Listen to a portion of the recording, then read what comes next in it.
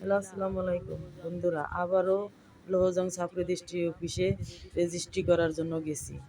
হ্যাঁ, আল্লাহর রহমতে রেজিস্ট্রি হয়ে গেছে। রেজিস্ট্রি শেষ করে এই যে আমি বের হলাম।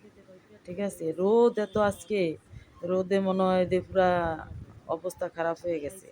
এই যে দেখুন রেজিস্ট্রি অফিসে অনেক লোক, কিন্তু যেখানে দলিল সাবমিট করে ওইটা ভিডিও করা যায় না। এখানে সরকারি লোকজন থাকে। এরপরে আমরা খাইতে গেছি, কিন্তু যাদের সাথে খাইতে গেছি তাদের সাথে ফ্রি, কিন্তু ভিডিও ফুটেজে তাদেরকে আনতে পারি নাই। তারা ভিডিও ফুটেজে আসে না। তানজিল হোটেলে এখানে বড় কাতলা মাছের পিস 200 টাকা পিস দিয়ে ভাত খাইছি।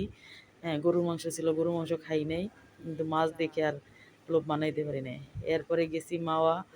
মাওয়া এই যে মাছের আড়তে মাছ দেখতে গেছি। তো মাছ কিনছে ওনারা, হইলো কুচো চিংড়ি কিনছে, আর কিনছে হইলো আপনার ইয়া মাছ, ফাইসা মাছ। ফাইসা মাছ কিনে তারপরে আমরা গেছি যে বিক্রি করছে জমি তাদের বাড়িতে। তাদের বাড়িতে যাইয়া সেখানে অনেক কিছু খাইছি। হ্যাঁ, চা, কেক, তারপরে পেয়ারা, আপেল। এরপরে আবার যখন আশা ধরছি পথের মধ্যে আবার দই মিষ্টি খাওয়াইছে। দই মিষ্টি খাইতে খাইতে গলা পর্যন্ত হইছে। তারপরও জিগায় যে আন্টি কি খাইবেন, যে না আর তো খাওয়া যাবে না। দেখেন বিশাল বিশাল ইলিশ, একটা ইলিশ এত বড় বড়।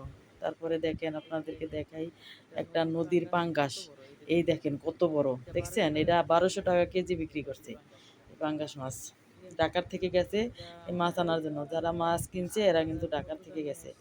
এরা মনে করেন রাত্রে এখানে থাকবো, থাইকা মাছ টাছ দেখে আসবে। এখানে হলো কুচ্চামারা ব্রিজ বলে, ওই টোল। এই টোলের এখান দিয়া আমরা আসতেছিলাম। রাত হয়ে গেছে, আস্তে আস্তে আমি বাসা